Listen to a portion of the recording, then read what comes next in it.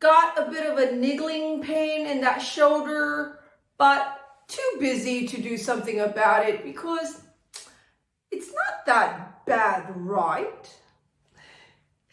Hi there, it's Neesha from My Favourite Physio.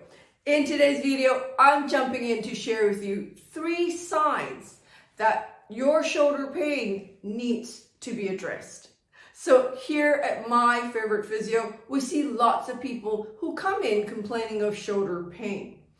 Often they would report that it's a niggling pain, not too bad, it's been there, been a bit too busy to do something about it, but now it's affecting their lifestyle. So I thought I would jump in and share with you 3 signs that indicates your niggling shoulder pain should be addressed earlier rather than later. So here is a model of a right shoulder.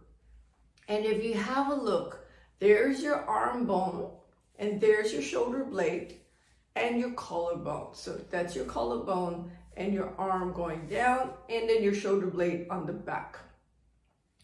Often people would have a niggly shoulder pain, and it's often that biceps tendonitis. So that long head of the biceps tendon is sitting there, and you'll see it sits in a groove on your humerus, which is your arm bone. And often that, if it's clicking or impinged or any of these other ligaments of the muscles that come through on your shoulder blade is pinched in your movements, you'll get a niggling pain to begin with. And if you ignore it, it gradually gets worse, and before you know it, you're struggling to lift your arm up. So the 3 early signs that indicate your shoulder pain should be addressed sooner rather than later is: number 1, you'll find a clicking. So often you'll be finding that you do a certain movement and you feel a click, a little bit of a pain, but you think, oh, well, it's not that bad. And you might find it comes at sometimes, but doesn't always come when you do the same movement. Number 2, you're finding that that niggling pain happens when you're doing over your shoulder height movements. So it might be when you're trying to reach for something overhead and you think, oh, that was a bit of a niggle, a sharp pain that perhaps just shot through your shoulder.